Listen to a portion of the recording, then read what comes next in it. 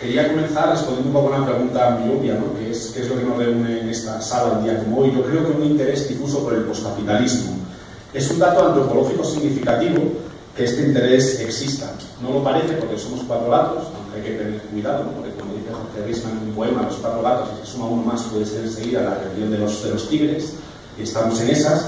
Pero el caso es que el poscapitalismo comienza a ser un tema que ha dejado de estar ligado a guetos marginales para ir como convirtiéndose en un asunto legítimo, ¿no? Aquí tenemos dos pruebas del País y de la Vanguardia, de un libro de Paul Masson que lleva ese mismo nombre, y es interesante cómo se produce pues, este interés social, ¿no? por pensar la cuestión del sistema, por así decirlo. ¿Y qué está pasando en los últimos años para que de modo tímido se reabra esta cuestión del sistema? Yo creo que la respuesta es muy sencilla, es el efecto pedagógico de la crisis. La Belle Époque neoliberal de los años 90 y 2000 se vino abajo de súbito en algún momento entre el 2007 y el 2008, y bueno, sobre todo a ojos de los países centrales, ¿no? Porque los países periféricos llevaban 3 décadas sufriendo en carne propia los efectos del supuesto fin de la historia. Y entonces, bueno, países del sur de Europa, como el nuestro, estamos viendo como toda una serie de realidades sociales que dábamos por hecho, como la clase media o cierta cobertura de necesidades básicas por parte del Estado, se desmorona. Todo apunta además que este bache no es accidental, y si las cosas no cambian, pues España se ha convertido en un país en vías de subdesarrollo. Yo creo que esta es la razón evidente del surgimiento de este interés por el poscapitalismo. Pero hay otra. Hay otra razón que es menos evidente, aunque debería de serlo, todavía es muy esotérica, de iniciados, que tiene que ver con este gráfico. Este es el escenario base del libro Informe de Límites del Crecimiento Activo de Roma, que fue publicado en el año 1972, que es uno de los libros más importantes de la historia del siglo XX, sin ninguna duda. Y bueno, hace ya 44 años, ¿no?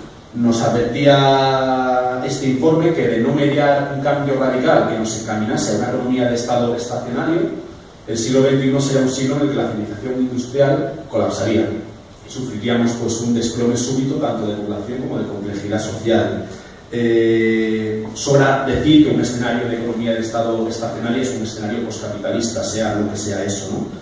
Bueno, hoy estamos sobrepasados, llevamos más de 3 décadas viviendo por encima de nuestras posibilidades biosféricas, y la situación es crítica desde casi cualquier punto de vista que se quiera mirar: energía, clima, agua, suelo fértil, minerales, etc.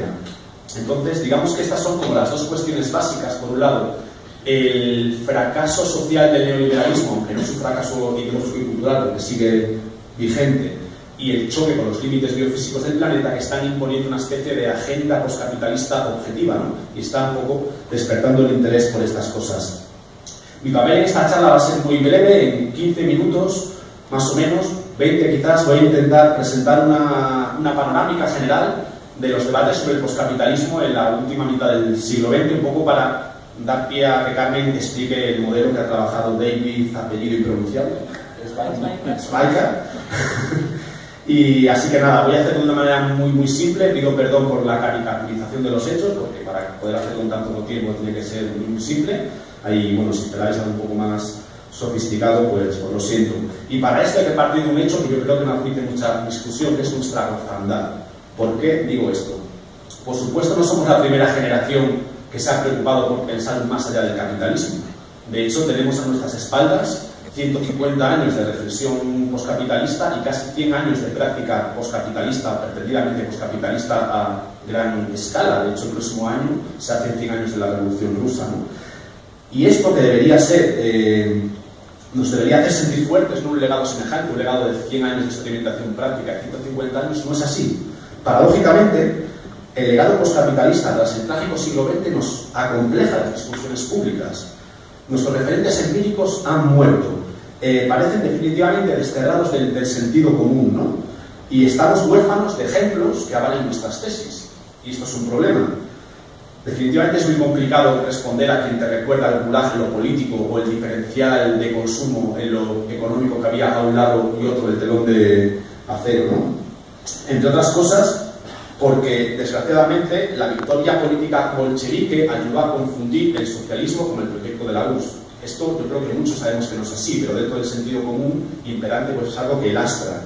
Y de hecho el apellido socialismo real yo creo que nació en su momento para distinguir desde un punto de vista pragmático, el verdadero socialismo, de todo lo demás queda algo así como literatura.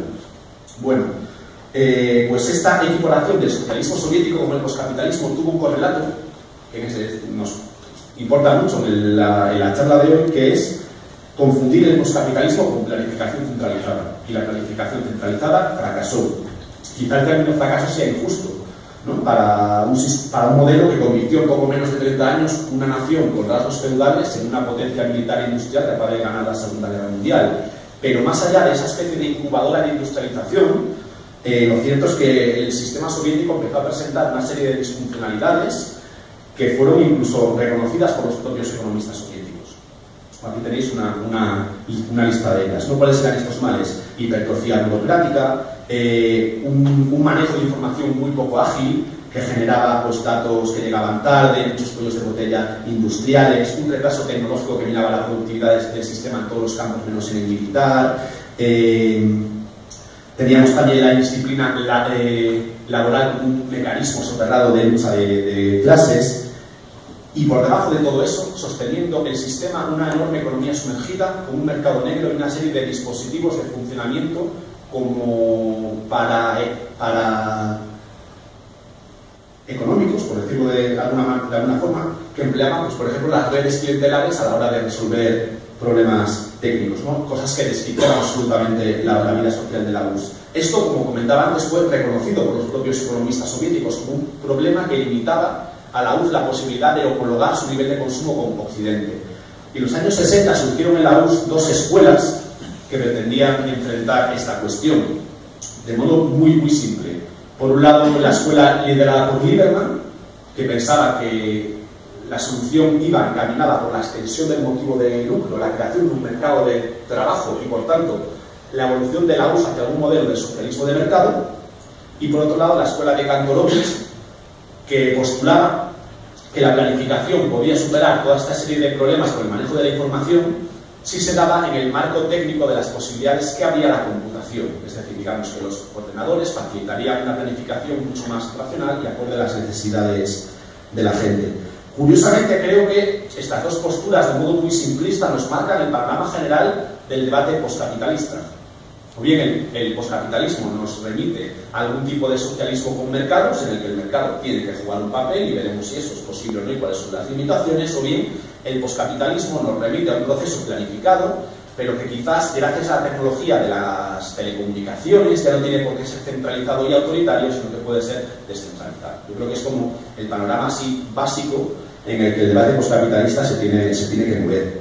Saber cuál de estas dos vías sería la vía más interesante, pues nos llevaría tan lejos como para retrotraernos al debate sobre el cálculo económico socialista que se dio en la década de los años 20 del siglo pasado y que después se extendió a lo largo de todo el siglo XX. No podemos meternos ahora mismo en esta cuestión, simplemente voy a dar un par de pinceladas wikipedianas, casi una cosa como muy básica, ¿no?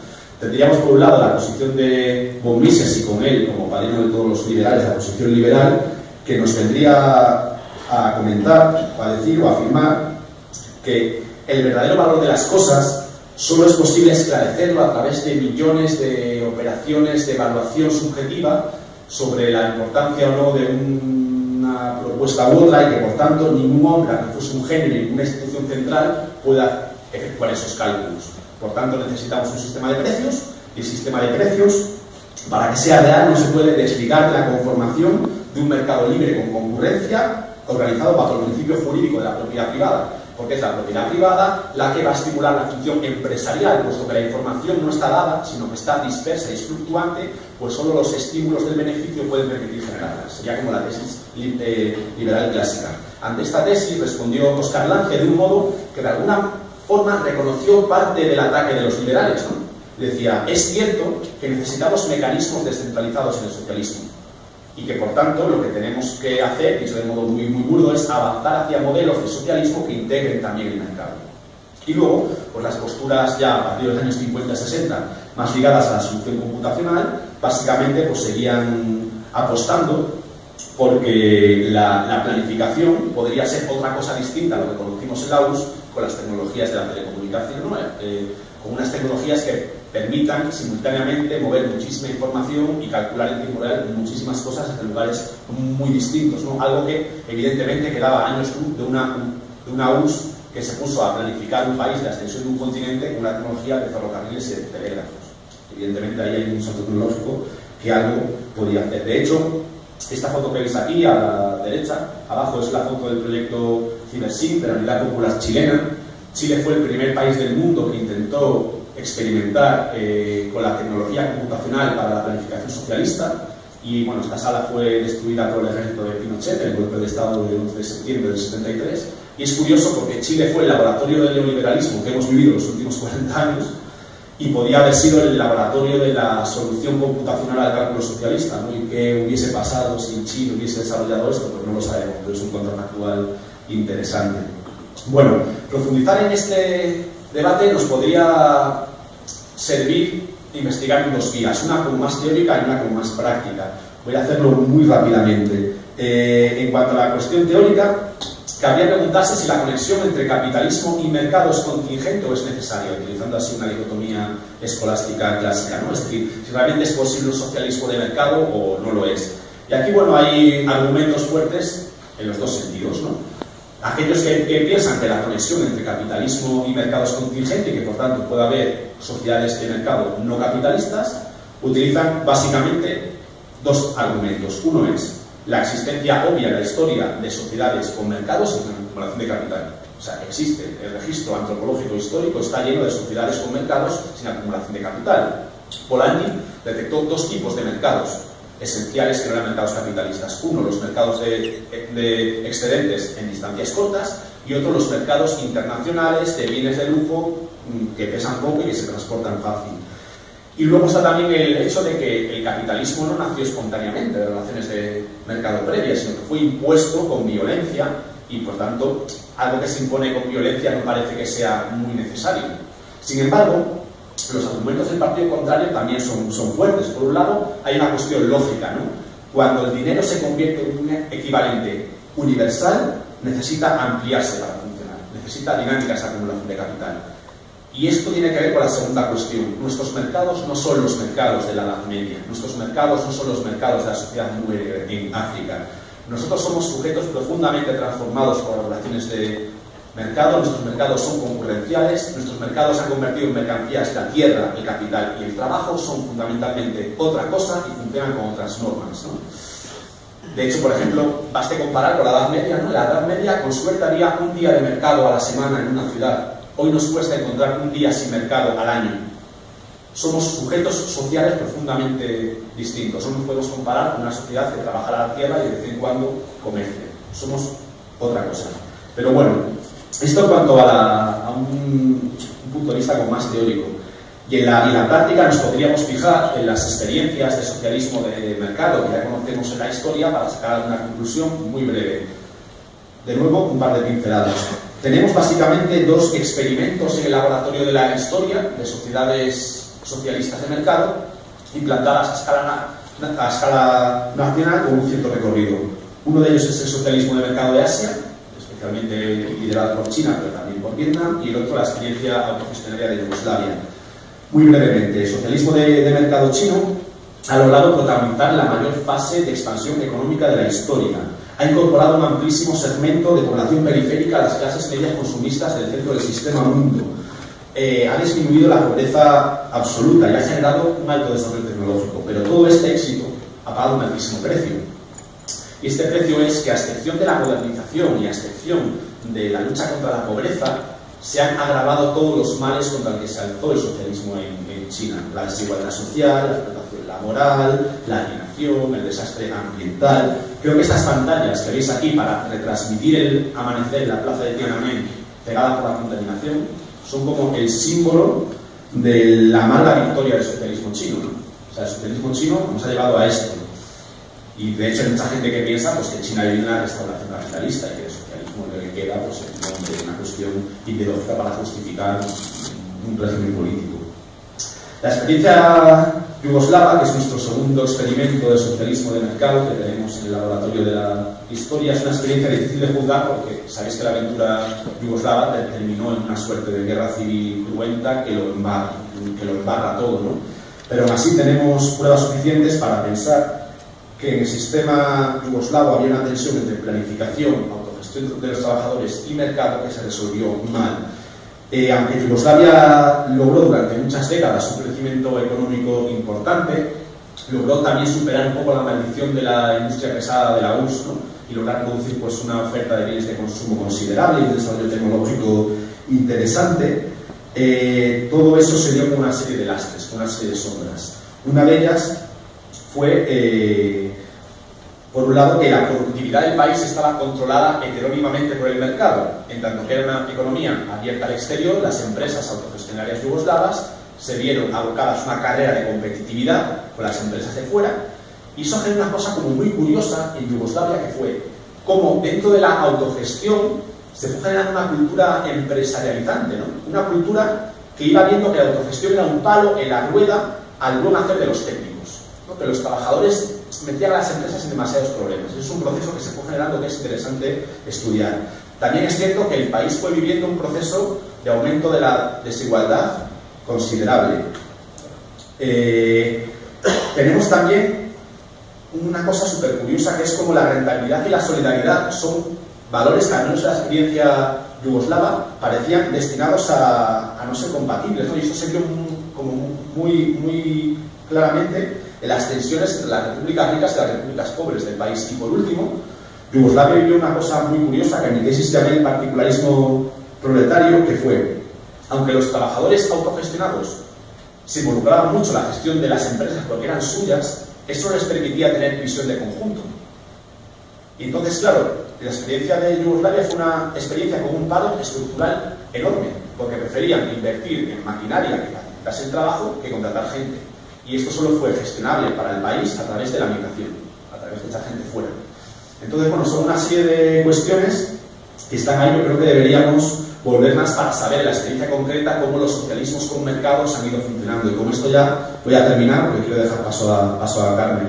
De la experiencia de Yugoslavia y de la experiencia china sacamos una conclusión provisional que quizás habría que preguntarle a este hombre con su modelo cómo iba a responder, ¿no? Por algún tipo de inercias profundas, que yo creo que no tienen que ver con las decisiones políticas, sino con cuestiones estructurales más de fondo, los socialismos de mercado terminan siendo cada vez menos socialistas y cada vez más de mercado.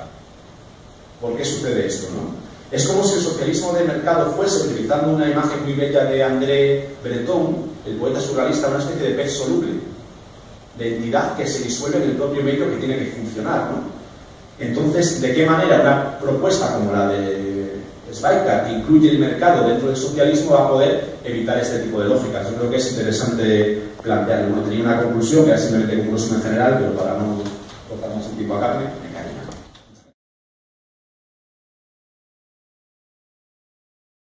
Tímido se reabra esta cuestión del sistema. Yo creo que la respuesta es muy sencilla, es el efecto pedagógico de la crisis. La Belle Époque neoliberal de los años 90 y 2000 se vino abajo de súbito en algún momento entre el 2007 y el 2008, y bueno, sobre todo a ojos de los países centrales, ¿no? Porque los países periféricos llevaban 3 décadas sufriendo en carne propia los efectos del supuesto fin de la historia. Y entonces, bueno, países del sur y estamos en esas, pero el caso es que el poscapitalismo comienza a ser un tema que ha dejado de estar ligado a guetos marginales para ir como convirtiéndose en un asunto legítimo, ¿no? Aquí tenemos dos pruebas del país y de la vanguardia, de un libro de Paul Masson que lleva ese mismo nombre, y es interesante cómo se produce pues, este interés social, ¿no?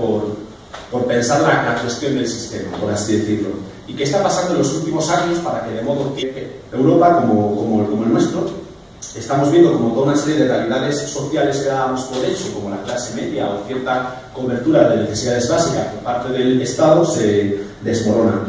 Todo apunta además que este bache no es accidental, y si las cosas no cambian, pues España se ha convertido en un país en vías de subdesarrollo. Yo creo que esta es la razón evidente del surgimiento de este interés por el poscapitalismo. Pero hay otra razón, que es...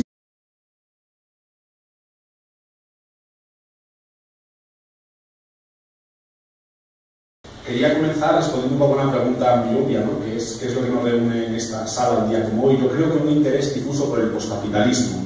Es un dato antropológico significativo que este interés exista. No lo parece porque somos 4 gatos, aunque hay que tener cuidado, ¿no? Porque como dice Jorge Riesman en un poema, los 4 gatos, si se suma uno más puede ser enseguida la rebelión de los tigres. Menos evidente, aunque debería de serlo, todavía es muy esotérica, de iniciados, que tiene que ver con este gráfico. Este es el escenario base del libro Informe de Límites del Crecimiento Arturo de Roma, que fue publicado en el año 1972, que es uno de los libros más importantes de la historia del siglo XX, sin ninguna duda. Y bueno, hace ya 44 años, ¿no? Nos advertía este informe que de no mediar un cambio radical que nos encaminase a una